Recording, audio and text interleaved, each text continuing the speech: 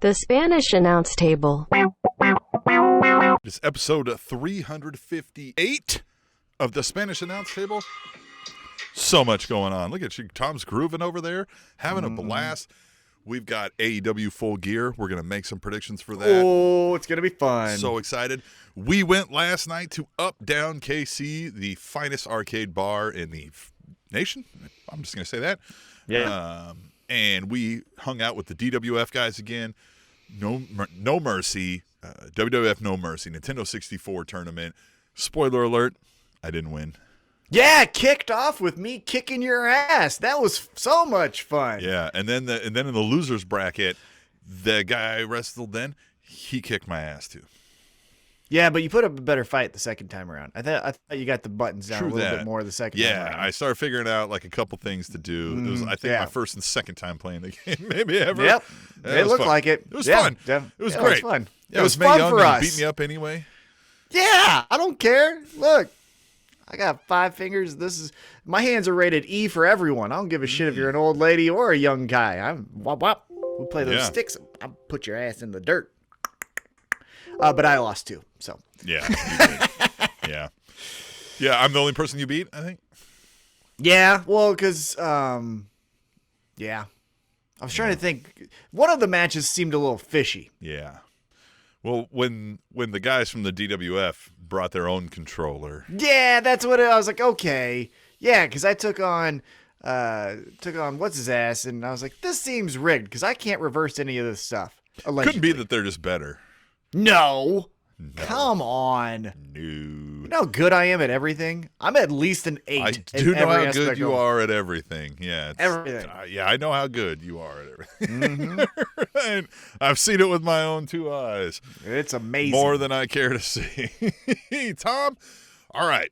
Full Gear predictions. We've got that coming up. We'd like to review Dynamite. We think it's our favorite show. And, of course, Rampage, Fallout, a lot of stuff happening there. Some of the greatest storylines being told in wrestling from some of our favorite wrestler. We're going to talk about all that. But we also want to keep you up to date, informed of the hottest, latest, greatest in pro wrestling news. And a bit of a slow news week this week, so that way we don't have to do a whole lot of it. But Tom, are you ready to get your news on? Yeah, because I can't read, so I need you to tell me stuff. All right, let's do it. Let's see. We're going to do it here eventually. All right. Already? So soon? Oh, no. Did someone pass away? Sabu announced his retirement from in-ring performances this week during an appearance on Wrestling Shoot Interviews where he said, quote, "I'm not doing real good. I hurt my back about a year ago and it's still been hurting. I wrestled a couple of weeks ago, but I shouldn't have.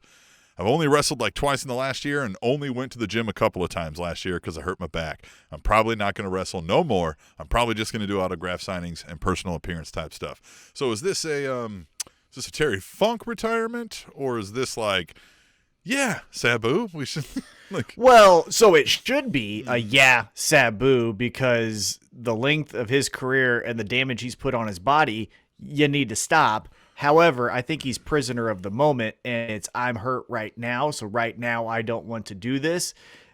Do a yoga 2 class. years and he's feeling good, yeah. And then he's going to be fine wrestling. CBD and you're right. Yeah, he'll be wrestling RVD at some DWF in Detroit, Michigan here in a couple of years. Yeah. Sabu, man. Sabu's mark on the industry for, for minimal, mainstream television time is intense for a whole generation. I think of him as really, we talk about independent pro wrestling. I feel it's always been around, right? If you're not in the WWF, it's independent pro wrestling. Or back in the day, if you're not WWF, WCW, it's independent pro wrestling. I've always felt in my lifetime, he was the first independent pro wrestler I became aware of. He was the one where he didn't need to go to either of those promotions because you were buying a ticket or you were reading the magazines for him. You know what I'm saying? Ted DiBiase is another great example where Ted DiBiase down in Texas was doing great work, but everyone was kind of thinking well, he needs to go to the WWF. That's the next step for him, right? Where Sabu is no, just keep him here And that then birthed, I felt, like the first, buzzworthy independent pro wrestler that was going to just stay where he was. So his mark on the industry, like you said, is remarkable. And I hope he does retire, but I feel like it's just how he feels right now. Give it 6 months and we'll review what we're feeling then. Yeah, indeed. All right, let's move on to the next one, though. And hey, best of everything to Sabu. Thanks for the memories. Mm-hmm. Now, this is a rest in peace. No funny head. No. Former WCW Tag Team Champion and 90s wrestling icon Judy Bagwell passed away this week at age 78 following a battle with dementia. Oh, no. Judy Bagwell on a forklift match, I think, is what everybody defaults memory to. But like she, again, WCW Tag Team Champion, was involved in, some kind of storyline time frame for a little blip on the radar there. And stuck out for that reason. Yeah, I think she's the representation of the dying days of WCW, right? When they were just throwing everything at the wall. It was Vince Russo as champion, Judy Bagwell on a forklift, David Arquette wrestling a scaffold match or whatever it was. And so she, I think, gets lumped in with all of the craziness, wackiness of those, last few months of WCW. She was entertaining. The Buff Bagwell stuff was fun because I think I remember, again, we don't fact check here. I think it was a feud between Buff Bagwell and Rick Steiner, and then it was Judy Bagwell on a forklift, and for whatever reason, like he had to fight to keep her as his mom or something. I don't know. I forget the real details, but yeah, I remember. Yeah, I don't know her what that was exactly. Definitively, yeah. Uh-huh. Well, that stinks. 100%. I'm very sorry, especially with the holidays coming up. That's a tough loss. That is indeed. Well, you can't take anything over when you lose the war. Ooh, we talking about Eric Bischoff? NXT pay-per-views appear to be dropping the word takeover from their titles. Oh. WWE social media promo graphics for NXT TakeOver War Games were removed and replaced this week with graphics that simply call it NXT War Games. Man, what a fall from grace, NXT. I feel like they took one punch and whimpered away, didn't they? Well, I feel like it kind of coincided with the network, where when the network went to Peacock and then they decided that NXT wasn't going to compete with AEW, it felt like those were kind of at the same time. Now, again, maybe a few months off here and there, that kind of stuff. But you go back 2 years ago and everyone was talking about, you got to get the network for a takeover special. You're going to see, the blow-off feud between Tommaso Ciampa and Johnny Gargano. Like, that's the shit that everyone in the bubble of IWC needs to see. And now you fast forward to present day, and I don't know anyone currently who has the network anymore, or Peacock as it is.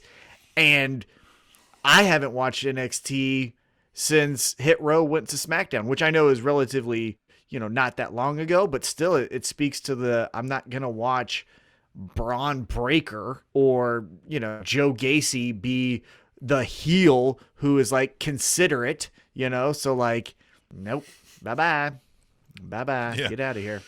Yeah. Guy wants to create safe spaces and positive masculinity, non-toxic masculinity, and let's boo that motherfucker.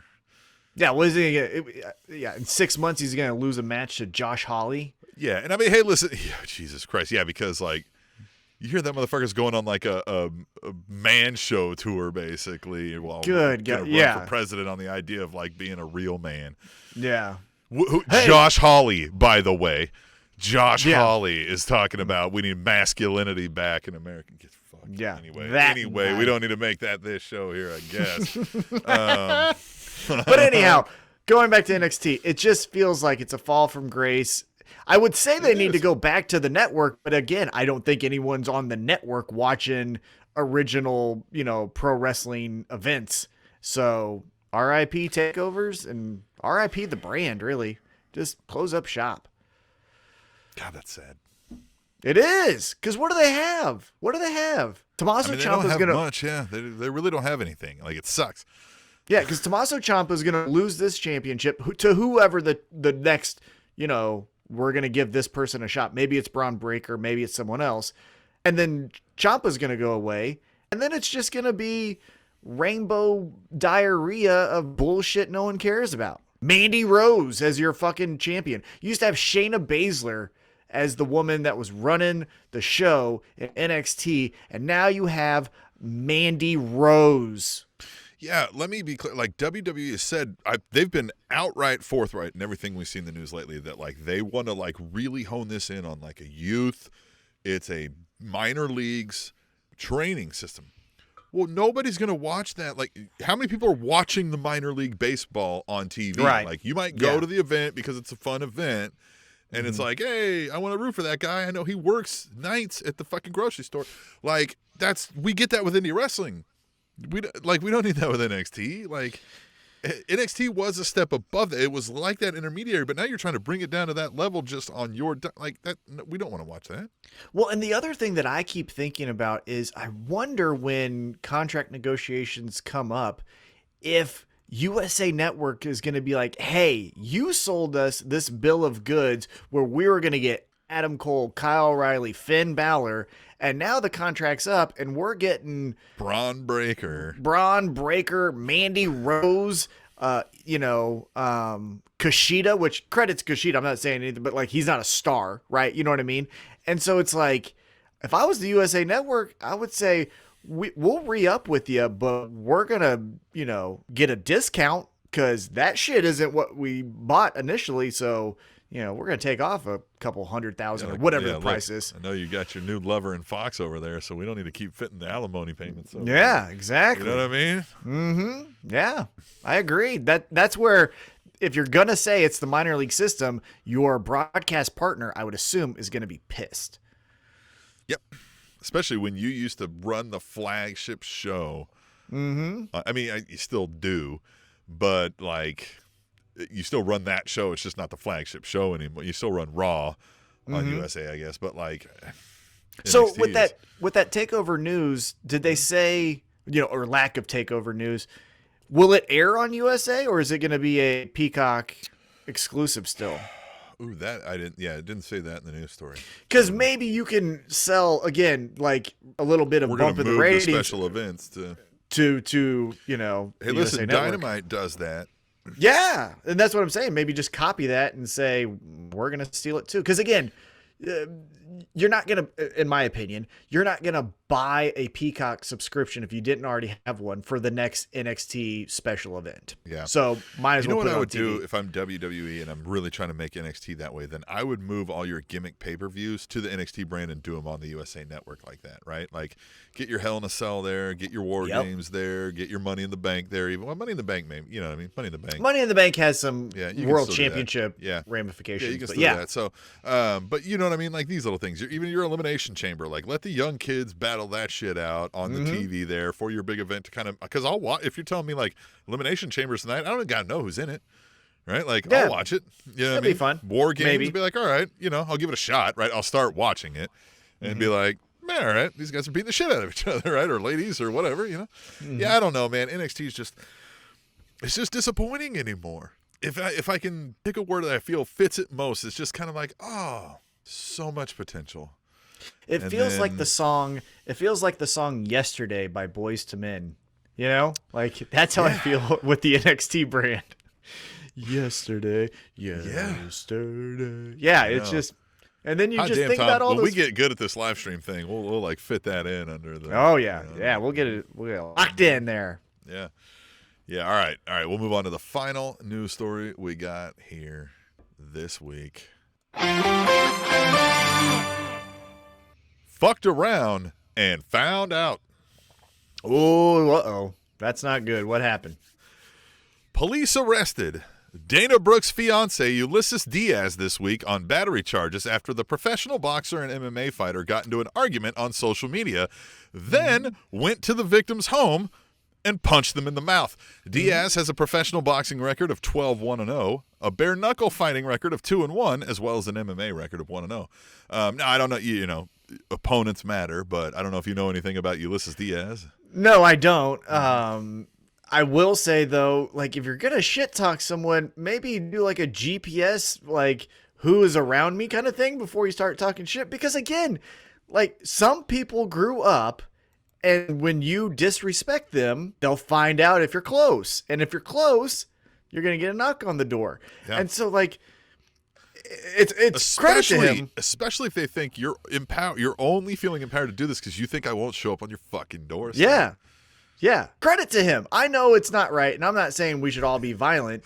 Credit to him. What he did was wrong, but credit to him. Well, I mean, I think what he did is wrong is because I don't want the president for some dum-dum who doesn't know what he's doing to show up with a gun. Assault is not the answer always for, you know what I mean? Hey, you suck, right? Like, we can't necessarily set that precedent, I think. But yeah. Mutual combat, I'm 100% on. If two people want to fight each other in the street, make sure that, after it's done, there's no more violence that takes place. That's 100% should be legal. But what I'm getting at, right, that's what I'm saying. And that's what I don't want to have happen is we're like, well, I'll grab a gun and go do something. I don't want that. Yeah. But we should treat arguments like hockey fights, right? Like, we're going to stand by and be like, all right, okay, you guys, good. Yeah, right.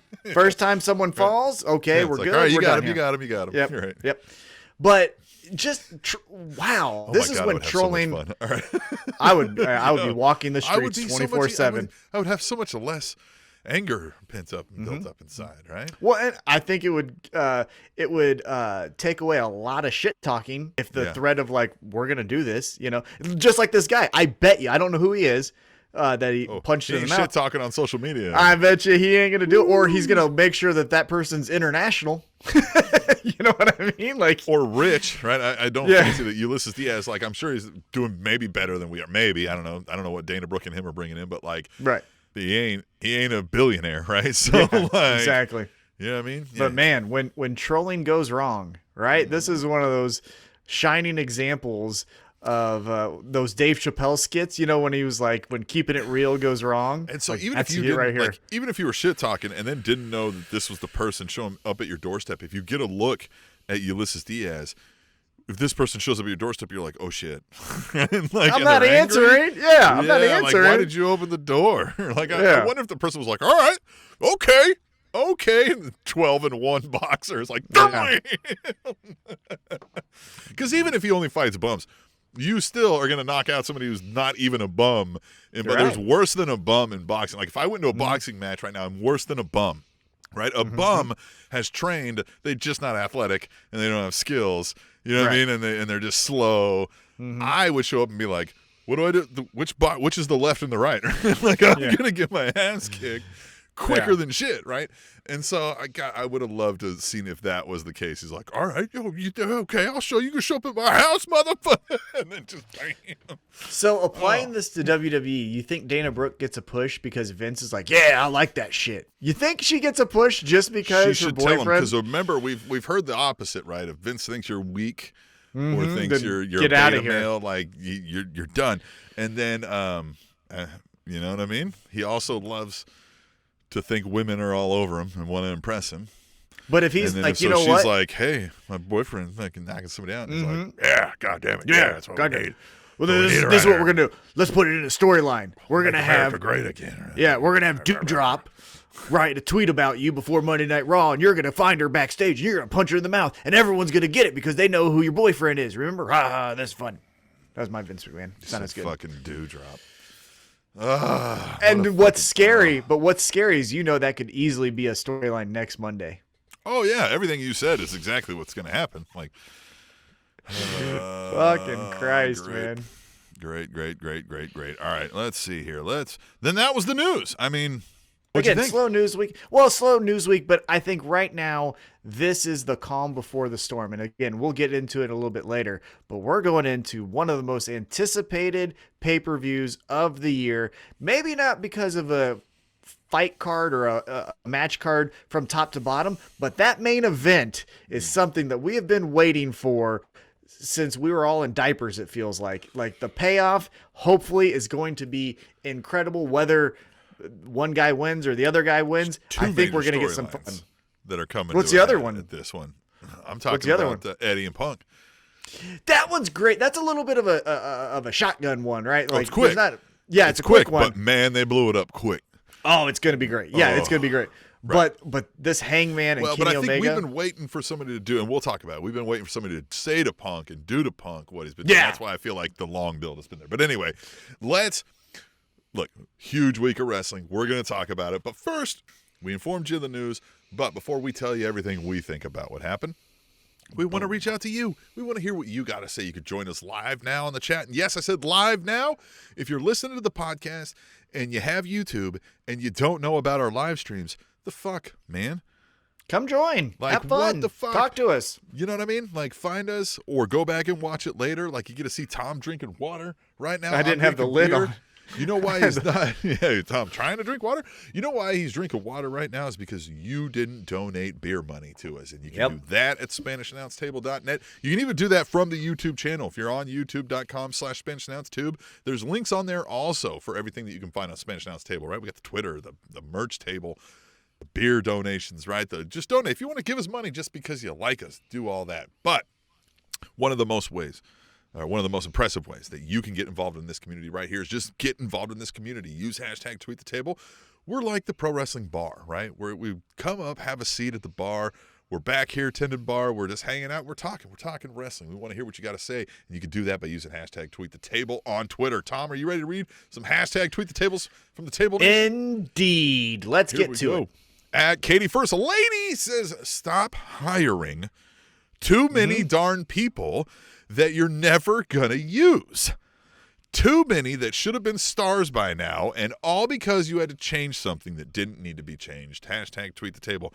And look, I don't know if so many of them needed to be or would have been stars by now. Right. But they sure did bloat themselves.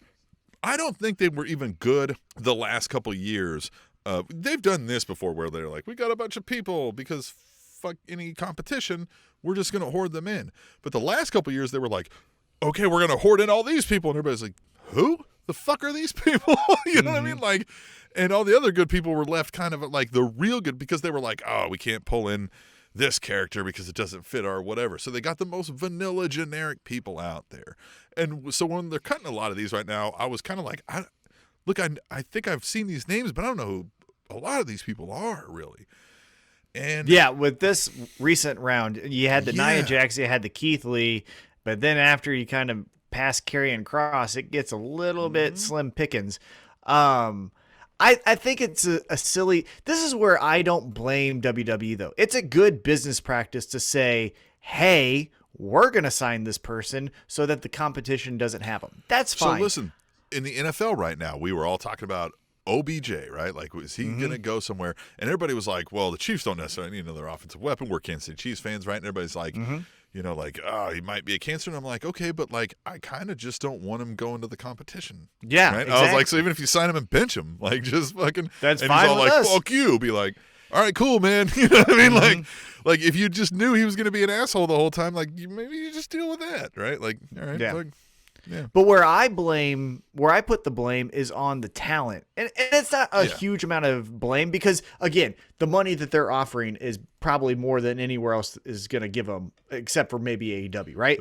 More than we might stand to make in our adult lives even. You know? Exactly. So I guess maybe temper your expectations when you're starting to see a bunch of signings because the talent by now should know, wait a minute, I got hired in with a class of 10, right? And then 3 months later, there's now a class of 8. Okay, something might be going on here. And then you got to change your mentality of like, they don't really care. Yeah, but like, they're not really invested in me per se. They just want me not on that team. They're shotgun blasted. Well, I mean, they're just like, we're going to get everybody in. Who's good? None of you? Right. All right. Later. Right? Like, or it's not even later. It's just like, none of you are good? Okay. Well, listen, hang out over here. Next, right? And they just kind of leave them hanging there. And so, yeah, but I probably, at some point, like, you got to see the writing on the wall. And I probably would have been, like, if I'm one of these people, at some point, I know what you said, money talks, but don't you just like, hey, listen, can I go? Like, well, that's what I'm saying. There's two different types of, workers, especially in this kind of an industry where it's like you're fueled by creativity and the art, or you're just fueled by, I got a raise, right? Now, if you're the I got a raise, you might last in WWE a few years longer than you should. If you are, I am a creative wrestler, I want to tell stories, you should know by now in 2021 that ain't the place. That ain't the place to go. It bothers him. That's bad for you to be bringing that up. Yeah. So that's where it's like we have enough education now to know not to be doing that stuff if you're that type of wrestler. Well, speaking of that talent, let's stay kind of on the same subject with @bartender_allwc, speaking of the bar. Says, with all WWE roster releases, he said roster releases, but hey, roster releases, do you think this could be, listen, you know how many typos are. All right. Do you think this could be the WWE strategy? Flood the market with talent and force AEW, Impact, and NWA to pick up said talent. Look at the last year of WCW and the roster they had at the end. # too much of a good thing. # tweet the table. I mean, yes, but I don't think you're really forcing them. That's the thing. If you're, when you release a talent like Bray Wyatt, there is going to be a competition bidding war between Impact, New Japan, AEW, right? But when you released, some of these NXT talents that we never even got to see on TV, that's not forcing AEW or anyone to sign them. You're really almost saying like, hey, talent, maybe look for another field of work, right? Yeah, or it's like, hey, back to the indies, you really need to hone a different start over, right? Like do something different. Reassess everything. And Which so so many artists and people go through that. Don't get me wrong. Like, I'm not saying like you're a shit person, because look, this is the 5th iteration of this podcast we've been doing. Like the 11th, I think. You know what I mean? Yeah. So I just think like when WWE releases people, I don't think it forces the hand of any of the other promotions unless it's a Bray Wyatt kind of type of talent. Yeah, and Daniel more Bryan. so even because things like what we're talking about here is that like some of these guys, like they're just not all that good. So like it's not like these places are like the WWE name and having been at WWE because of what we've talked about doesn't carry the same clout. Not anymore. If people are like, oh, you're at WWE? Yeah, man, everybody was at some point. Like everybody was at some point, right? Mm-hmm. Yeah, all right. So we'll move on. All right, this one's going to be fun. @AshHendricks92 says that Kingston Punk promo, though, # tweet the table. Oh. Woo, holy shit. They had to have fought each other backstage. I mean, that seemed like, hey, it felt like a gentleman's agreement backstage before the promo where Kingston and Punk were like, hey, so we're going to get into a little bit. I'm going to say, like, you shouldn't be here. And then Punk's like, okay, cool. All right, that's fine. Well, right? no, and like the story he told, like, he was telling a true story on the what I'm background saying, portion, right? But what I'm saying is, I think before they go out there, there's a gentleman's agreement of like, hey, I'm going to let you know. That like Hardy Edge thing, right? Back in the day where it's exactly. like, yeah. Hey, listen, I'm going to go there. We're working right now, right? Like, if we need to settle it later, we'll settle it later. But right now we're going to work it, right? But what I think is it was that, right? So there's agreement before. Then they get out there. And then I believe one of the two, and I think maybe it was Eddie, went into the like, no. I don't think you should be here because of these fucking reasons. And it's like laying out the story. And if you watch that promo, Punk is standing in the corner and he gets like uncomfortable. His body language changes, even to the point where he puts his hand on Eddie Kingston. I think that was like hey, wait a minute. Yeah. You just said I shouldn't be here. You're saying a lot more shit than I thought. That moment hit me when he like went up and like did the like where you put your forehead on somebody. But I could tell like Punk, I was like, Punk's not comfortable doing that. Like he's doing that for appearances. When you're like, oh yeah, man. Yeah. And like, cause you could see he was like leaning out into it. And I was like, Eddie's ready to kick the shit out of this guy. I was like, he's spitting something that he's wanted to get off his chest for a long time. So yeah, we saw a work shoot here. I'm pretty well convinced of that. Or these guys put on one of the best performances of our history in this show. Right. But man, I really, I kind of want to know if that last line was known, right? Like if he knew he was going to throw in like, hey, all right, we'll quit and fucking don't come back for 7 years. Now, I will say though, if we're scoring this, right, doing like a judges panel, I think everyone's going to say Eddie Kingston won that little battle, right? The promo battle. However, Punk did not look outclassed, right? No, it wasn't of course like not. It wasn't a 10-7. No, if anything, there was times I felt like Eddie was stalling, you know what I mean? Because he was just like, you know what I mean? Like thinking of something to say in the moment, and Punk was more ready to go. I'll give Punk more if he felt like the seasoned veteran in that bit, which is, I mean, they've both been wrestling about as long, but like, Well, he felt smoother, if you will, yeah. but Eddie also was coming from a place where he wasn't smooth, right? Like, Well, he's and like, he I'm just going shouldn't to be. fucking rip your face off, you son of a bitch, right? Like, so it fit, right? Like, it fit well, so that may have just kind of been part of it, right?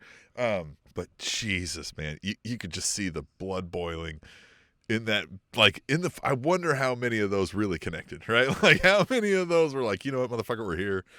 Rack. Well, read their lips afterwards. I know that this isn't a PG product, but when Punk is wide-eyed and yelling, "I'm gonna fucking kill you," I don't know if we're CM Punk and now we're Phil Brooks. Yeah, and I want to know, because I think we understand Eddie Kingston to be like a locker room leader back there, like a morale guy. So when he says nobody fucking wants you here, I wonder what the percentage really is. Because, some people are back there like, I don't give a shit. Like, rising tide raises all boats kind of a thing. Some people know, like, hey, I'm not the main event, so if somebody else is up there making us money, cool, right? Like, fine. So I'm sure there's some people who don't give a shit. Some people like the guy. Some people consider him, a god or a mentor or whatever. But it felt like Eddie was comfortable saying, like, nobody fucking wants you here. Like, Yeah.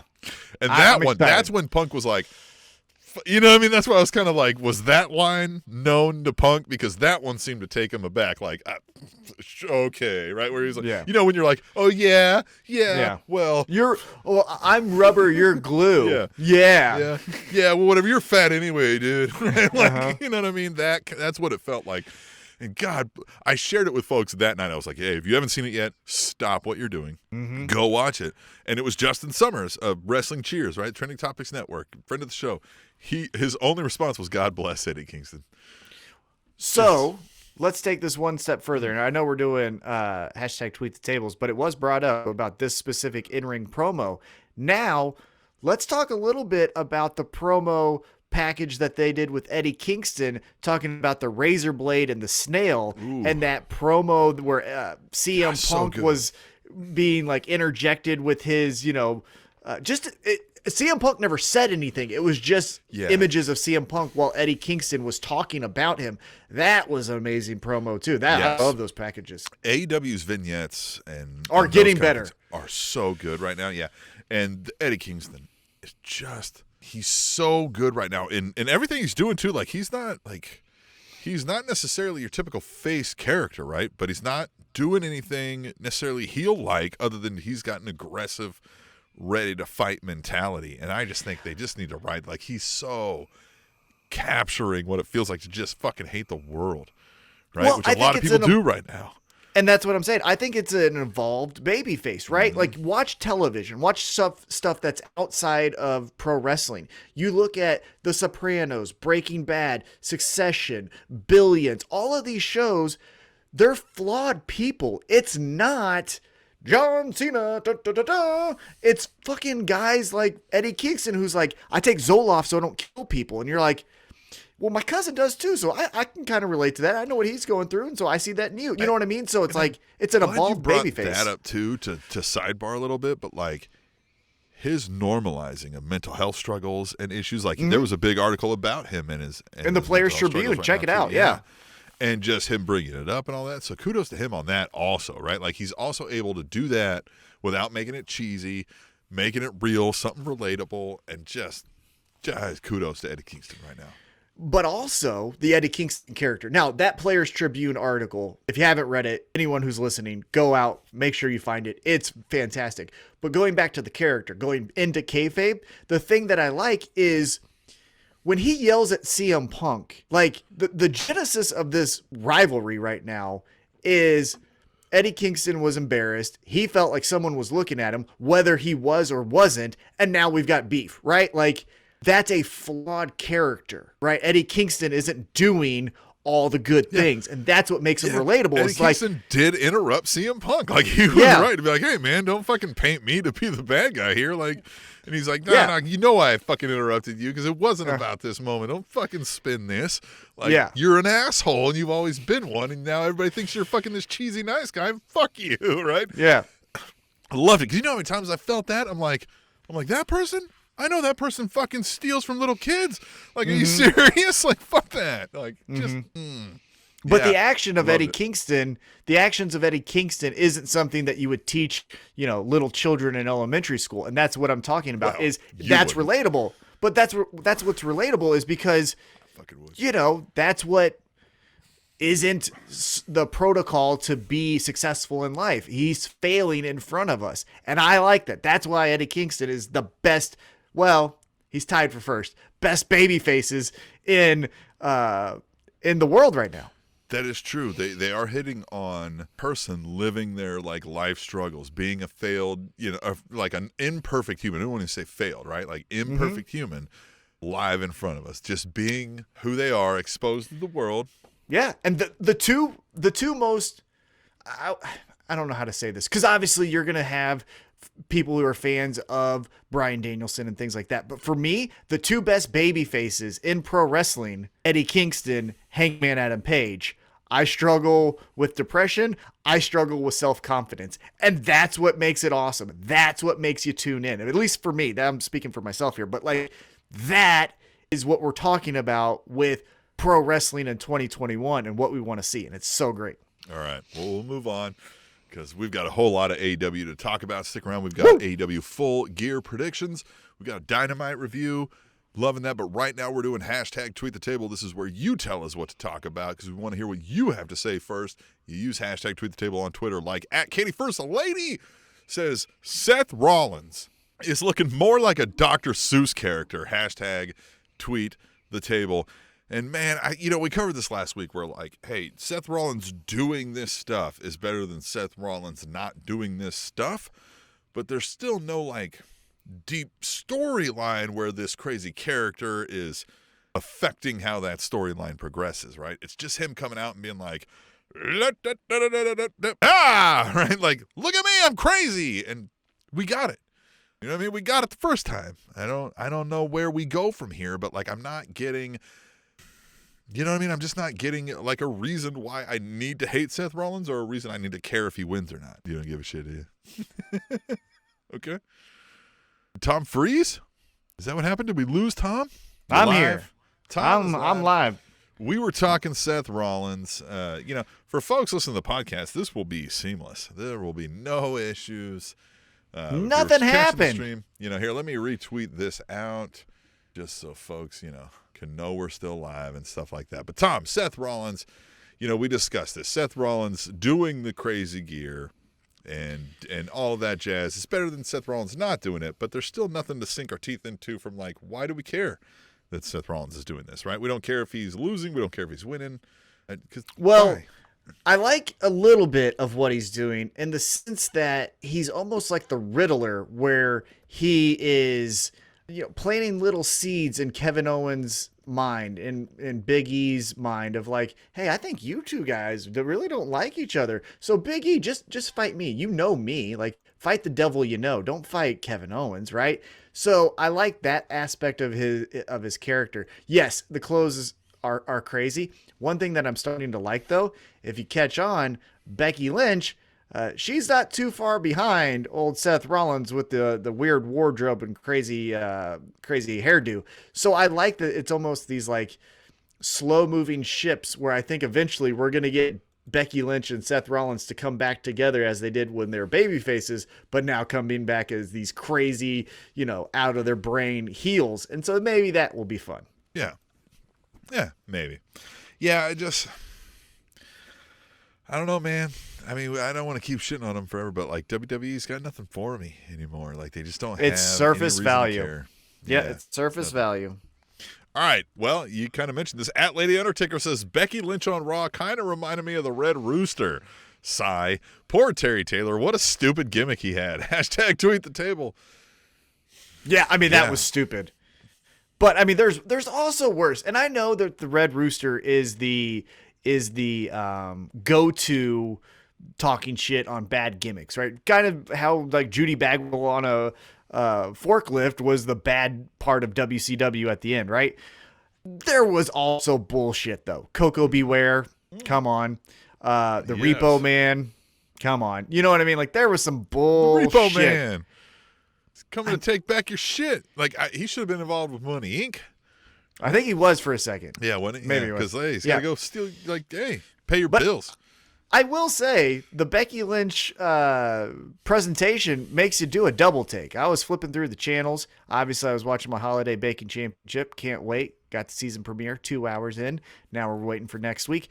But I was flipping through commercial, and Or you Becky were made me do a watching double take. Danny Adams, better known as Dan the Dad, on AEW Dark Elevation. Well, that's on YouTube, and yeah, I was watching that before because that airs at 5 o'clock in the one true time Fucking zone. Dan So the I was Dad. watching that. Dan the Dad. I love that they like referenced he was a dad, but like I don't know why they wouldn't call him Dan the Dad. Maybe they didn't want him to get over. I don't know because Ricky Shane Page is Ricky Shane Page, and we know him as Ricky Shane Page. But every time he's wrestled in AEW, he's RSP. So I don't know. Maybe there's licensing, or I don't know.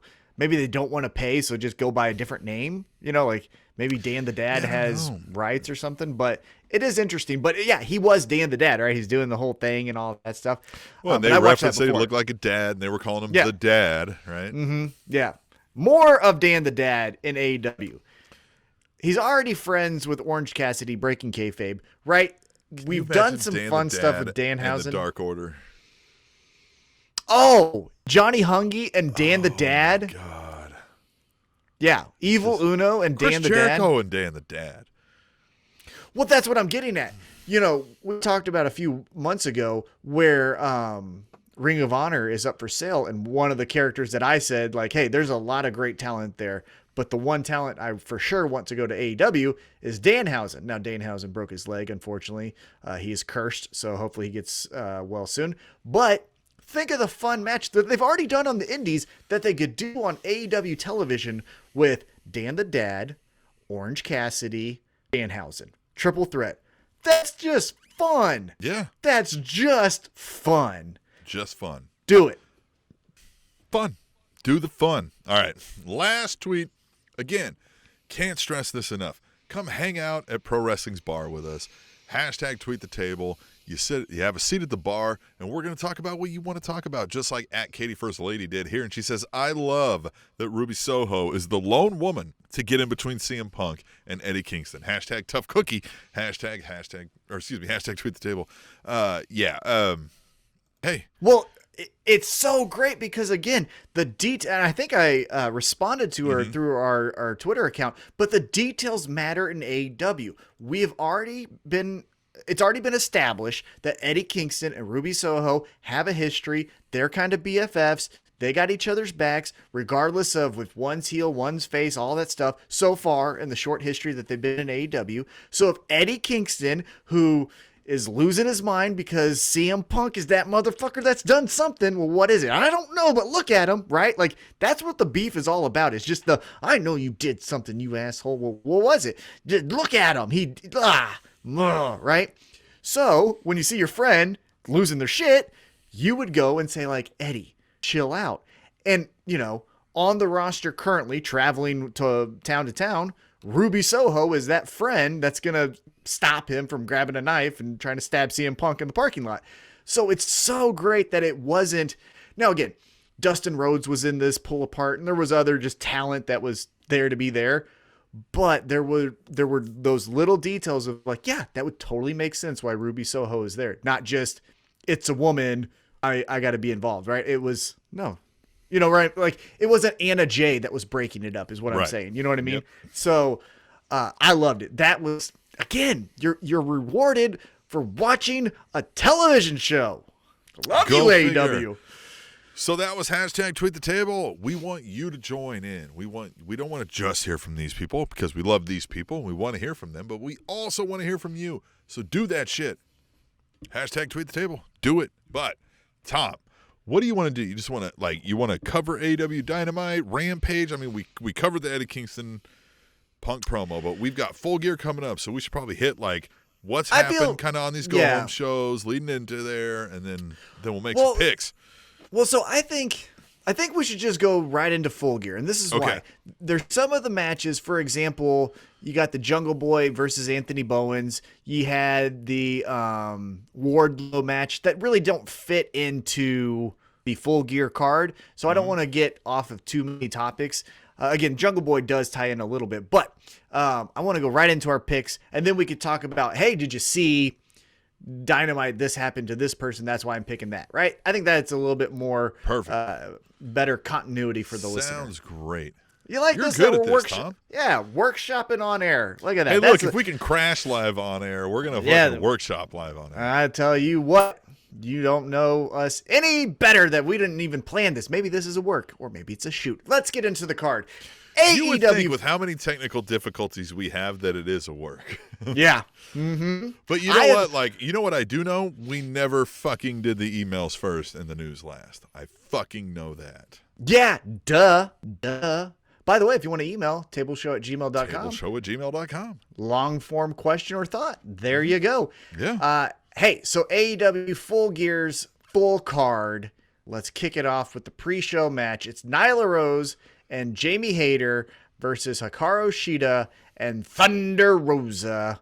Tim? Shida and Rosa win this, right? They're going to get the crowd pop, I think, because it that helps get one over on the DMD without the DMD having to lose. Yeah, Thunder Rosa's pinning Nyla Rose to say, I'm standing in victory. I am Thunder Rosa. Britt Baker, I'm coming for everything you took away from me, motherfucker. You know what I mean? Coming and knock them teeth out, bitch. Yeah. I'm the real fight. You took everything I worked for. That's a Nate Diaz promo. That's how he got the Conor McGregor fight. Anyhow, this is what I will say, though, about the pre-show match. Nyla Rose is still untouchable, right? You can put her on dark. She's going to win 20 matches. Let's say Britt Baker does lose to Tay Conti, which we'll get into that pick later. Nyla Rose is a good first opponent, right? However, I fear that like we don't want to do that too much with Nyla Rose, where it's like, hey, well, someone has to lose. Well, Nyla Rose, get her, put her in this tag match, and it's like, we're doing a little bit of damage to the invisibility or invincible, monster that is Nyla Rose. So I think that's what's going to happen. But let's put some kid gloves on Nyla Rose as we move forward. All right, so next match here, we got Pac and Cody Rhodes taking on Malachi Black and Andrade El Idolo. Tim, who do you pick? So this is a tough one because I feel like you have the opportunity. I know they're trying to build Cody and like focus on Cody, but in a tag match with some non-necessarily related players, he can lose, right? And fester more into what he's building. So I'm going to say Cody and Pac lose. So you're taking Malachi Black and Andrade? Yeah. God dang it, so do I. Now, let's talk about this real quick. On Dynamite, look, I'm still Team Cody Rhodes. I really want him to be heel because that is the best version of Cody Rhodes, in my opinion. But his babyface run, I'm still like... Besides the thing that he did with Anthony Ogogo, where it was like, why the fuck are you talking about race relationships in an American versus England? That was a total miss. But other than that, I think he's doing good. However, Cody, you had to come from the nosebleeds to run down through the crowd to make the save on Dynamite. Like, my guy. Let's just go through the ramp. It's bad enough you come through the middle and everyone else comes through these, circular entrances. Let's not be because it was like, hey, they're going to cheer me if they see me, right? They want to be on TV, so it looks like they're cheering me. And I get that thought process, but don't do it from row 118. Like, fucking be down a little bit. Anyhow. Hey, I'm going to shout out the chat on YouTube. Katie, the First Lady, says, before you crashed, thanks for bringing that up, Katie, says, thanks. I don't know if you saw, but I said AEW TV was great this week, and I genuinely look forward to AEW every week.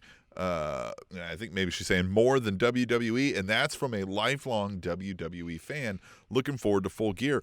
And I think we've kind of talked about this where we grew up with wrestling enthralled by the stories it was telling when we were kids. I think WWE, the reason we were drawn to it, it was in front of our face, right? They hit the cable TV market, and they were putting cartoon stuff when we were kids up. Yep. And then the Attitude Era came along. And when we were teenagers. ruthless aggression era came along, and then things just kind of started to peter out, and like now they've just become so corporate and so vanilla and so kind of like run the same thing back, the same vanilla thing, that we're just kind of like, well, there's no substance here.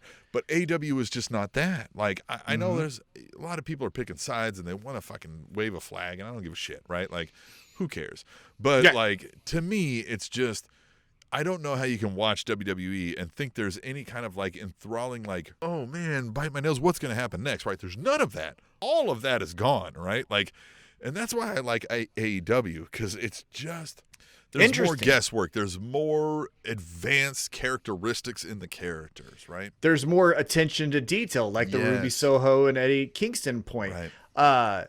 And you know, I feel like the bread and butter story that WWE will always lean on is, can they coexist? Fuck, they're doing it right now with Kevin Owens and Big E. Can they coexist? All they do. Like, that's all they can do. Yeah. Anyhow, my pick for this match is going to be Malachi Black and Andrade, as I mentioned, but this is the reason why. I think we're going to get House of Black. I think Andrade's kind of out in no man's land. AEW is the king of put him in a faction. We already have the name House of Black. I think we're going to get a little bit of a partnership between Malachi Black and Andrade. And I think this is then going to be where Cody Rhodes says, hey, you motherfuckers hate me, right? Okay, you all hate me. Watch what I can do in the ring. Me and Pac are going to have a feud, and we're going to tear the house down. And I think Pac's going to get pissed that Cody lost the match, and then we're going to get Pac Cody Rhodes, and that's where we're going to get these 5-star matches, you know, or potential 5-star matches out of Cody. The House of Black thing is interesting if Andrade's there, because it's not the direction I would have thought that thing's going to go. I was picturing the Flock, the Blade, Flock 2.0, if you will, which is not a terrible idea for the Malachi Black character, right? Like, he feels like he would have a couple minions that he's fleecing, right? You know what I mean? Like, he's a snake oil salesman. But hey, I don't mind it. Those two guys, 'cause, Yeah, well, I think we are going to build it out. This is me guessing here. I'm just guessing. Again, I don't read any of the Wade Kellers and all that stuff. I don't read it. This is what I'm guessing. I think we're going to get Malachi Black and Andrade as this two-headed monster that leads the House of Black. I think, in my opinion, Matt Hardy is flat soda. He's done. Like, this House of Hardy stuff, fucking throw it in the trash. Matt Hardy is provolone cheese. Yeah, we're done, right? So, with that being said, I think the House of Black might be getting Butcher, Blade, and Bunny. I think we might get... That's great. And then I also think we get a little Abaddon, right? Because she's just hanging out being crazy. Luther and Serpentico. Well, I mean, really. You could fit him in there and make him less goofy, but I think it would work. I think what we're going to do with Malachi Black and Andrade, the comparison that I have in my brain is when we did the corporate ministry, right? So, like, Undertaker was this, all king of darkness, but like Triple H was in there too, right? And like Triple H wasn't any spooky little demon, but him and Undertaker were working to beat the fuck out of Stone Cold Steve Austin. So I think we might get that like vibe of a corporate ministry with Andrade and Malachi Black, but that's just my opinion. All right, so let's move on now to the street fight. It's the Inner Circle. Chris Jericho, Jake Hager, Sammy Guevara, Santana, and Ortiz taking on Ethan Page, Scorpio Sky, Junior Dos Santos, Andre Arlovsky, and Dan Lambert. Now, did you see Dan Lambert throw Chris Jericho through a table on Dynamite? Loved it. I've got it right up behind us here. Lambert flexing. God. So this one I'm torn, right? They love the Inner Circle. They love the Inner Circle to, Hogan must pose. It's an AEW staple from day one. Literally, right? Like, so, nothing shocks me if Inner Circle stands over these fucks and waves at the crowd. But we have heard rumblings that, like, Jericho's got a shit ton of other stuff he's got to go do for a while. Maybe he's out. We're trying to build Men of the Year. I'm not shocked if they lose. So for that reason, I'm going to go with the Lambert team somehow pulls off this victory, and Jericho maybe is like, they fucking killed him, right? And then so maybe we get like a a Santana and Ortiz versus Men of the Year coming out of that for Jericho's honor, maybe, right? Something like that. Okay, great. I'm glad you went with that because you're wrong. It's going to be the Inner Circle, right? We finally disagree. You're not going to have Sammy Guevara, your TNT champion, lose a match. Well, but he doesn't have to be involved in it. But it's still, you can't have that. So it's going to be the Inner Circle. You're thinking old school. You're thinking Bruce Prichard wrestling. Well, and you know why? Because I go back to the Chris Jericho MJF feud. We did the 5 labors of Jericho, which was enthralling for the first 3 chapters, and you should have lost it. And he should have retired. Should have went away, but you didn't. But he didn't, and so now it's the Hogan must pose. Yep, I did. So I was going to bring this up, but I changed my mind as I was going to bring it up. I was going to suggest that we had been making a loser of these picks do something. Yeah. But I don't even want to do that because I just think we should do this together. Well, no, I think we should just do this as a special event that folks maybe they donate to watch. But the loser was going to have to sit through and binge watch Off the Hook Extreme Catches with Eric Young, the fishing show with Eric Young. And so now I just think we should just do that. We should just do while it. Drinking and just put that up for people to donate and watch. Yeah, so maybe we'll do that. But this is making me think that was a great idea. The loser should not should not have to do it. We should both do it together. Now, I think out of this match, I think this is where we might get Dan Lambert to go away for a while. He might get mad at Men of the Year. I think then we might see Junior Dos Santos be the star of this match where he's like the breakout, wow, he could do stuff. And then you might get on Dynamite in 2 weeks, Junior Dos Santos, Jake Hager, right? We could still continue the feud. I know what it is. But then they're what? Junior Dos Santos versus Shaq. No.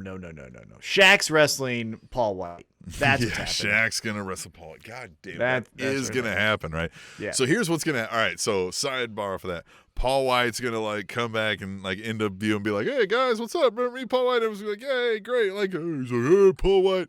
And everyone's going to be like, great, wonderful. And then somebody's going to be like, yeah. He's going to be like, hey, man, don't make right? And he's going to put away somebody real quick, right? And he's going to be like, Be like, see, I still got it. And then that's when he's going to get the tap on the shoulder or the music's going to hit and be like, oh, you say you still got it? And then, Tim, you got my creative juices going. Okay, here we go. T-Mac story time. This is what happens. Fucking love this. T-Mac story time. This is one of the best things in the Spanish Announce Table. I don't know the next pay-per-view because I haven't memorized what the order of the paper is. No, good God, not an AEW. Sin. Christ, no. AEW Sin. It's not that. But Hog Wild. Let's say it's All Out. I think it's Double or Nothing. I think Double or Nothing is the next one, right? Right. I'm guessing here, right? Yeah, they name them after casino things, right? So All Out, the Buy-In, Puke in the Alleyway, right? Whatever. Yeah.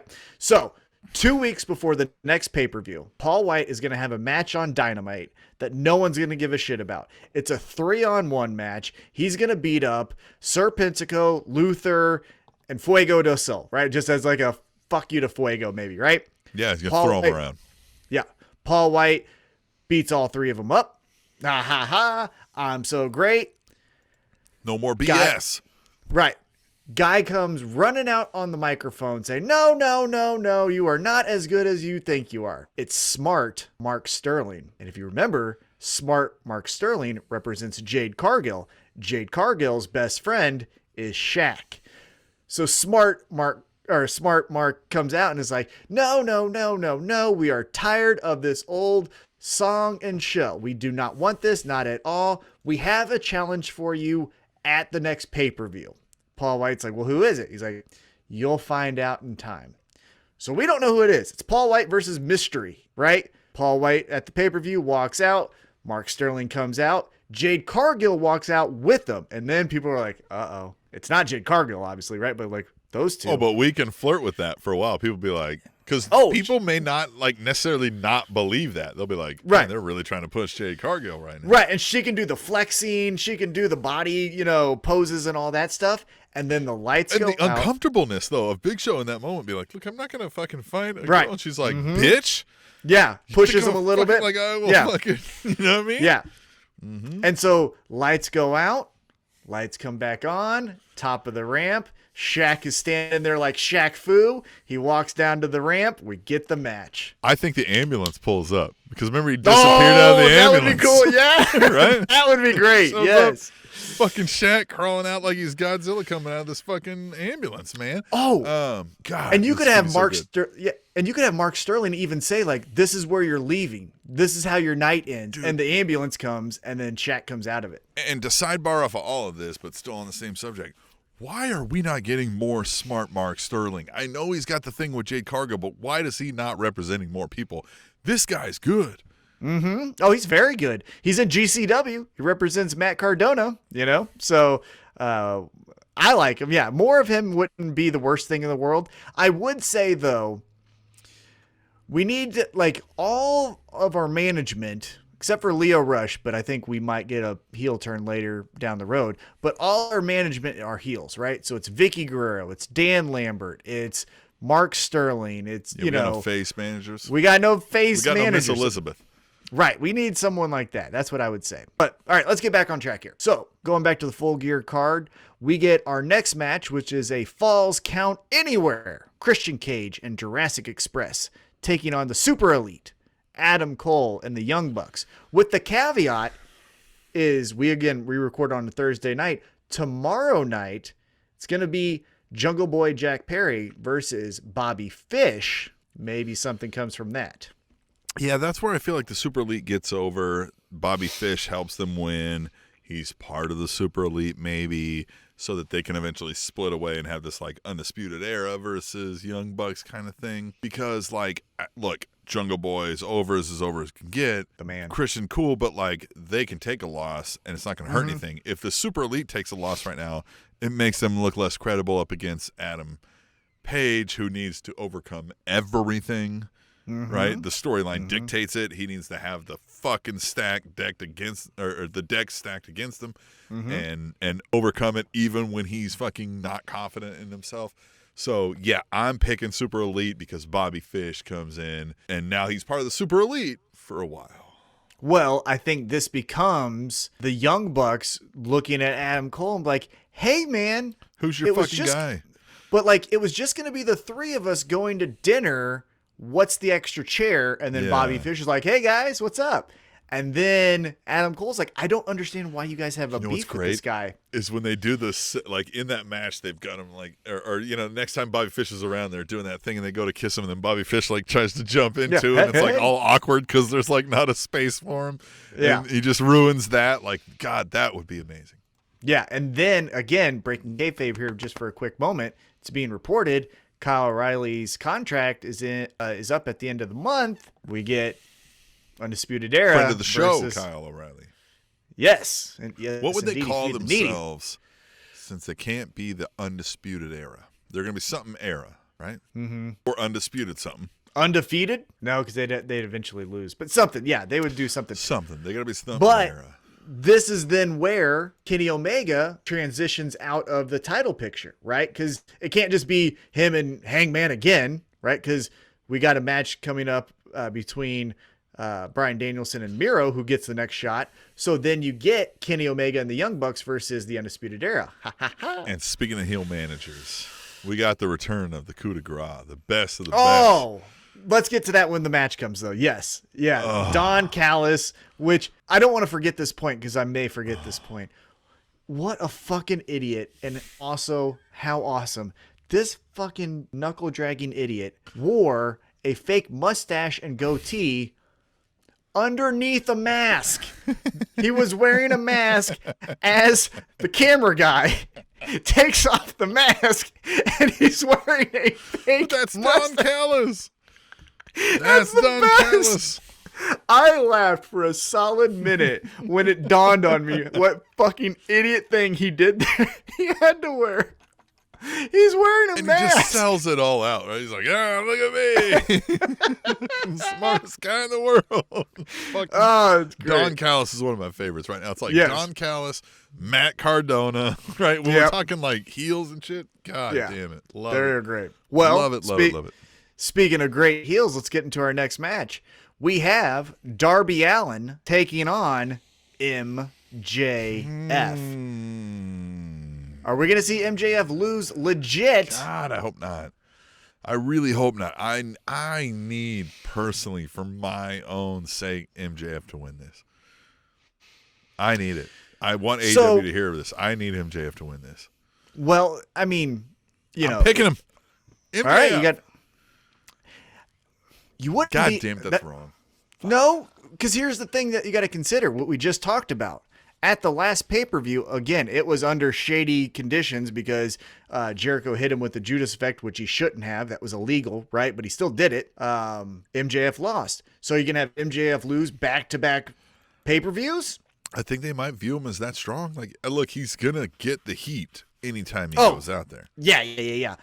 But they're positioning these 4 pillars, right? Jungle Boy, Sammy Guevara, Darby Allin, MJF. Yeah, that's not a mistake. They're using that term specifically. Mm-hmm. So he wins. MJF wins because he's better than you, and you know it. Well, you know it. You know it. You know it. Hold on. Let's talk it out a little bit. Let's talk it out. You fucking know it. Because I said it's Darby Allin versus on a scarf? MJF. Well, hold on. It's Darby Allin versus MJF, right? Mm-hmm. That's what it has on the fucking Darby Allin. He's one of the pillars also. Hold on. I didn't say it most likely, it doesn't say it here, but it's most likely Darby Allin with Sting and MJF with Wardlow, and Wardlow's going to have his accountability buddy Sean Spears. I think we might see Wardlow coming out of this and cost MJF the match. What if we see Sting cost Darby Allin? That's not gonna happen. Come on. That would be too cool. All right, so yeah, you're right. Wardlow costs MJF the match. He beats the shit out of Sean Spears. And then flexes. Like murders him. The cops actually get called from somebody in the arena. And MJF's like, what the fuck, dude? He doesn't give a shit about Sean Spears. Like, look at the mess you made. And then fucking takes one to the face. And Darby Allin hits the coffin drop and wins. God and then, damn it. And you know why I also think this may happen? As I mentioned, on Dynamite, there was just a random match as the go-home show to Full Gear where Wardlow just beat the fuck out of Yuta, right? Just beat the shit out of him. Why did that happen? Somebody else beat the shit out of Yuta too, didn't it? It was Moxley. Moxley, yeah. Yeah. So, but like... You just stole somebody's parking space or something? Why's he got to give her... Possibly. But going back to my point, why was that match there on the go-home show to Full Gear? Make you think about Wardlow, and he's a beast. And remember then that there he you go. destroys people. He's going to get mad that MJF is... out through their throat. I bet you MJF says, do something Sting, and Wardlow's like, that was my hero as a kid. Like, I'm fucking drawing the line right here. No, I'm done. I've already beat him up once. I'm not doing it again. That's when Sean Spears pushes him. He's like, yeah. He beats the fuck out of Sean Spears, then costs MJF the match. So let's play this scenario out. Walk down this hypothetical highway with me. We don't get a Sting heel turn. What we start seeing is Darby Allin having to go to extreme lengths to put away MJF and Wardlow. And he starts doing a quick little fucking whatever, and Sting's like, what the fuck are you doing, man? You can't twist his fucking titty. Like, stop. Right? And keeps like trying to like, hey, man, don't do that. Do it right. And then at some point, Darby Allin's like, fuck you, bitch, and gives him the Kansas City cunt punt. And MJF sneaks in and gets the victory or whatever. And then we get Darby Allin like, you bitch, fuck you. Like, it's your fault. And Sting's like, fuck you, I was trying to keep you straight. And then we get a Darby Allin heel turn. Yeah. He's kind of stale. Right. Now, I would switch this with one little thing here. This is what I would do. I like that idea, except for I would have Darby Allin doing all the weird, heel tactics. Sting calls him out on to it. The taint. Right. But Sting calls him out on it. And Sting's like, you know what? Fine. I'm done. And then he hits him with a Scorpion death drop, leaves Darby laying. MJF Darby's crawls. Like poking his chest. Yeah. And MJF just steals the, like that. And then MJF goes and puts his finger over Darby Allin, 1, 2, 3. Wardlow even drags him on him. It's Wardlow who has to drag him after Sting dropped him because Darby Allin was like just hitting him with a fucking skateboard over and over again until we were uncomfortable, right? Mm-hmm. And then Sting drops him, Wardlow drags him, and then Wardlow gets like, bitch, I fucking made you. And so we get 2 feuds out of that, right? Because MJF Wardlow and Sting Darby Allin. I like that. All right, let's get back into the matches here in our predictions. AEW Tag Team Championships. the Lucha Bros, the AEW Tag Team Champions, taking on the AAA Tag Team Champions, FTR. This one's hard. I don't know where we're going on this one. Who do you got? Yeah, I don't know either. I mean, I feel like is the AEW titles are on the line? Mm-hmm. Yeah, I think Lucha Bros come away. I don't think they're going to take them off them. I don't think they're going to have them hold like double tag team titles.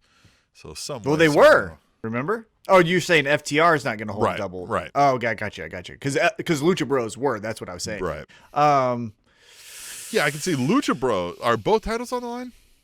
I think it's just AEW. Yeah. I think Lucha I got Lucha Bros. Because or I think FTR wins and they don't get the title somehow, one of those victories, right? DQ. Yeah, they get disqualified. Because I think we pivoted early because we wanted to do the street fight and Dan Lambert and American Top Team. But I still think the plans are Santana Ortiz versus the Lucha Bros. We hinted at it for a little bit, and then now we've got Santana and Ortiz coming back to the inner circle. So I got Lucha Bros for that reason. Yeah, I got Lucha Bros winning. Next pay-per-view, Lucha Bros, Santana and Ortiz. Love it. All right, here we go. Now, fucking here for it, Tom. Well, so now let's close the loop on this here.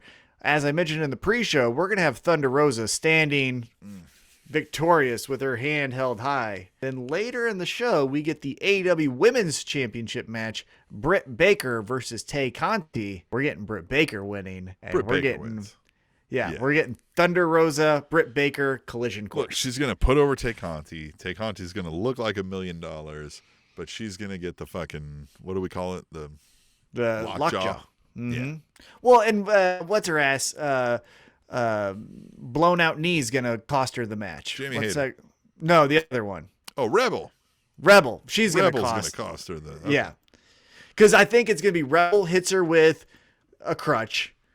Anna Jay comes out to take out Rebel, but that hurt Tay Conti. Britt Baker gets the victory on that, right? Because Tay Conti could beat her fucking ass if it was real, like if it was a legit fight. But anyhow, now let's get into some more fun. Man, this is a stat card. Now we're going to be talking about it. CM Punk versus Eddie Kingston.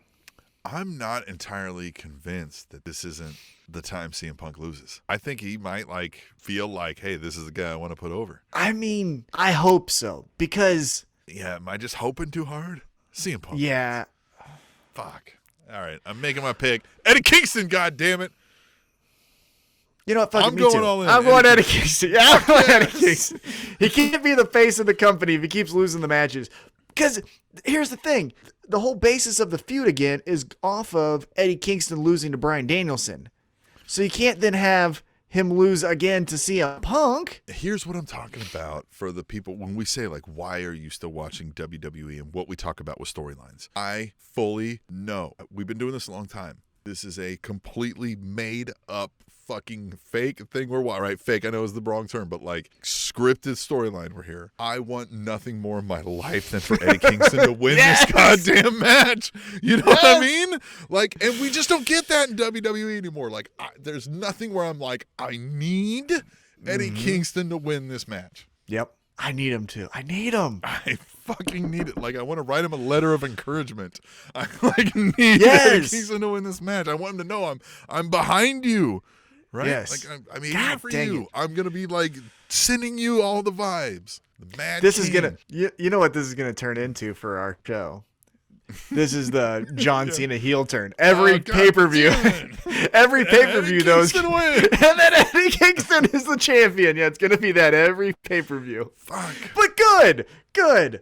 No, fuck it. We stand behind this. Eddie Kingston. He should win this match. Look, Yes. Punk at this point can lose a match, I feel like. And it could help spurn this, okay, I'm gone away from the, hey, everybody, appreciate you loving me now. Oh, fuck, wait a minute. Time to get serious. And also, AEW is not against the idea of having multiple moments in one show, right? Remember the last one? It was Adam Cole, but then it was right to Bryan Danielson. So, again, we'll get to the main event and who we think is going to win that. That might be a moment. So that doesn't mean underneath the card, we can't have more moments. And I think this is going to be that moment. Eddie Kingston. Oh, the shock. I mean, that's what I'm saying. And that's where I feel I know these guys, we just talk they may have actual beef, But I feel like CM Punk I felt like he's being honest in the like, hey, I'm here to like wrestle, give exposure to up and coming guys. And at some point, it sounded like that was a true story. He believed in Eddie Kingston at some point. And like I think we've all been feeling like Eddie Kingston is realizing some of the potential Eddie Kingston has had his whole career. So maybe we are getting that moment. We have to get Eddie Kingston to win. You're not going to, let's break kayfabe here. How dumb, promotionally speaking, would it be to have Eddie Kingston release his Players Tribune article where we are like, this is the guy that I love more than anyone in pro wrestling, and then have him lose? Didn't Cena lose to The Rock? Yeah, fuck that. Yeah. But that was that storyline, right? Like, all of it was like, I've got to do this. Well, no, that was the second one. Oh, that was the second one. That's right. That's when he won. All right. Yeah. All right. Yeah. Okay. All right. Yeah. So Eddie Kingston. It's gotta fucking be Eddie Kingston. I'm going to be mad. I'm going to like fucking be mad if it isn't. Eddie Kingston. Right? Right. Eddie right? Kingston. Right. Yeah. Eddie Kingston. Okay. Eddie Kingston. Right. Eddie Kingston. Yeah. Now let's move on to the next match. AEW Championship Eliminator Tournament Finals. Bryan Danielson taking on late replacement, who did earn his way in by beating Orange Cassidy. God's maybe favorite champion? God's Miro. Forsaken champion. God's Forsaken champion. Yeah, I think Daniel Bryan wins this, man. I think we're going to dig deeper. Like, again, this just fits into this recent iteration of the Miro character where he's like looking at his hands like, what are you doing to me, God, right? Like losing to a guy like Daniel Bryanson in his mind where he's bigger, stronger, more aggressive, more alpha male, more, you know what I mean? Like all of that is going to send him off the deep end even worse, right? And Daniel Bryan is on this like fucking superstar trajectory, so I don't see how it could be anything but, albeit I wouldn't be surprised if the opposite results, but I'm picking Bryan Danielson, excuse me. Right. Who is writing Miro's promos? Did you catch what happened on this Wednesday? I think it's where he Miro. where he said to Bryan Danielson, say goodbye to your wife so I can go say hello to mine. Fucking Christ. I think it's him. Dude, I think it's him. That's psychotic. I think he may be like working with folks and like, hey, I'm going to say this, and somebody may be like, hey, you said this instead of that. He's like, oh yeah, let me fucking write that down. Let me practice that. Like, I mean, I'm sure that can happen. I mean, we don't know, right? That's really behind the curtain. That's behind some closed doors. But like, you know, I can see that happening. But I feel like this is coming from him. I think AEW is kind of champion themselves being that way, right? Like, what do you want to make this? It's incredible. His promos are must-see TV. Next level. Yeah. I love them so much. You legit like, oh, we're dealing with a psychopath here. Yeah, I'm scared. This makes me feel uncomfortable. With that being said, so Bryan Danielson wins the match. Now, I said last week. A neck hold, right? Some kind of neck hold that makes him fucking tap because he's worried about his neck. Right, and yeah. But I'm thinking this, right? So Bryan Danielson wins the match. That would make you think, okay, so we're going to go Bryan Danielson. So let's go right into the main event. So that would make you think then Bryan Danielson's taking on the winner between Kenny Omega champion and challenger Hangman Adam Page. So I ask you, Hangman Adam Page's first feud is with ultra babyface Bryan Danielson. I don't think he's necessarily been ultra babyface. He has come in and done babyface things, but like his attitude hasn't necessarily been like, oh, I'm doing this for the fans. It's been like, I'm doing this to kick the shit out of people and show that I can still kick the shit out of people and that they've stopped me from kicking the shit out of people for years. So I could see that turn. Now, what I could see is Bryan Danielson having won, interjecting himself in that match and somehow costing Hangman and Kenny Omega wins. So maybe inadvertently, right? Well, so let's revisit some of AEW's history here. The match that they went with for the main event of their biggest show at Arthur Ashe Stadium was Kenny Omega, Daniel Bryan, and that ended in a draw, right? So we've got to get that payoff somewhere down the line. Now we can keep Bryan Danielson babyface. We can still dig into the agony and self-destruction of Hangman Adam Page, and then Kenny Omega is wearing even worse suits than Seth Rollins next week on Dynamite. Or Or Hangman Adam Page wins. I alluded to this last week. Bryan Danielson becomes this, I am a wrestling god. Hangman becomes intimidated by that, and that's our story.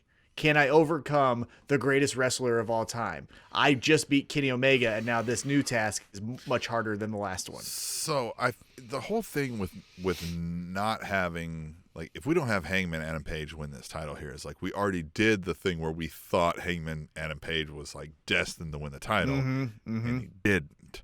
So Right. it would make the third one come around be like, okay, but really, Yeah. are we doing this again? So I just feel like I'm picking it. Page wins this. Yeah, I think maybe I'm getting too far into the weeds. We could still do a triple threat at the next one, right? Kenny Omega could be like, no, Don Callis put in the contract that I get a rematch instantly. I don't care about Bryan Danielson. Or what I said, Bryan Danielson comes in, gets interjected, like somehow whatever happens, Hangman Adam Page wins, and then Omega's like, well, that's your fault. And he's like, well, if it's my fault, then fight me.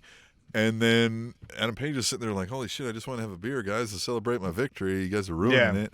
And then he gets hit, and he's like, all right, well, fuck, right? And then he starts fighting, and then we got a triple threat. Yeah, we could do that. Because, again, we haven't done too many triple threats in AEW. Yeah. At least not that I can think of. Especially I think the not last at that main event level and stuff. Yeah, the last one that I can recall was 2 pay-per-views ago when it was Pac, Orange Cassidy, Kenny Omega, and that was great. So, yeah, that could happen. I feel also, as we kind of dig into these picks here, I feel like the crowd's going to riot if Hangman doesn't win. Right. That's what I mean. Like, I think you would disappoint fans at this point. You would get the dud reaction of the death match between Kenny Omega and you do have a smart Jon crowd Moxley. with AEW, and you do have a hardcore crowd. And so, like, I think we would be like, I get it. I get what you're trying to do, but, like, we didn't want that now. Like, we didn't want it the first time, but we were like, you got us. And Tony Khan is plugged into the Right. IWC. Hangman Adam Page. Hangman Adam Page. Riding on a white horse, baby. If he rides in on a white horse, Then he wins. I will freak the fuck out. Then you know he wins. Yep. God, I love this fucking card. I love this company, Tom. It's the best. It's the best thing going. I'm excited, man. I will say this too. Jonathan Snowden on Twitter. Follow him. He's a good follow. He said AEW, and he's a wrestling historian. He's written many books about mixed martial arts and pro wrestling. He said, and he has some clout in his opinions, that AEW has been the best wrestling promotion in the last 20 years. Like, hands down. I don't disagree. I don't disagree at all. Now, listen, I mean, like, the only real options, again, from an American television watching perspective, has been WWE. We've had TNA and Impact Wrestling. But he's including the Bullet Club's rise in New Japan Pro Wrestling. I would agree. I mean, this is awesome. It is. It's so great. Awesome. It's captured contemporary pop culture. It is like it's got something for everyone. I know when WWE says we got something for everyone, like AEW actually lives that, right? Like they've got brawling, they've got the flips and shit, they've got mat-based techniques, like. And they do it in a way that, like, it's not just like, see, we have it, 2 minutes, move on, right? Like, they actually feature stuff.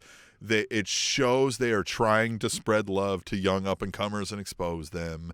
They've shown that they care about their people behind the stage. They can handle legends coming. Like, so many things that they just feel so different, so unique that I would agree with that. Like, nothing has felt like a movement, like a party like this at all in the last 20 years. AEW, and I'm going to be gushing like a little schoolgirl here, but AEW feels like right now in 2021, as we close out the year, it feels like if you were to equate this to music, it's the band where you have the CD and you're just asking your friends for 2 songs. Let me just play 2 songs off of this CD, and I guarantee you're going to fucking love it. This band. And they're like, okay, but I keep hearing the name, but I don't really know. And like the friends are apprehensive, but they're like, I heard it's okay. And then they give the shot to the CD and they're like, holy shit, this is great. And then boom, it catches on fire. And then we hate it because then it got too big. But right now, it's that CD you're walking around school with, like, just listen to this fucking one song. I swear to God, if you just listen to it, you're going to love it. Reference.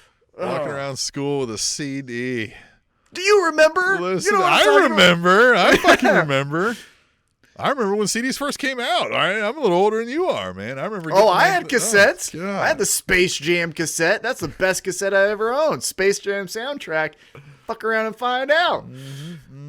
But yeah, no, this discs. All right, but this just feels like you just want to like I gush about this every opportunity I can. When, like today, I went to a company outing and someone brought up, hey, Thomas does a podcast. I go, yeah. And they're like, what is it about? It's like pro wrestling. Oh, yeah. So John Cena's still wrestling? I go, no. And fuck him. What you need to know is AEW. And I just went into all AEW stuff.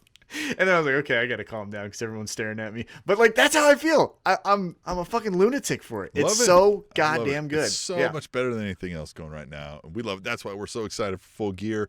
That's why we're excited for you to use hashtag Tweet the Table when you're watching Full Gear.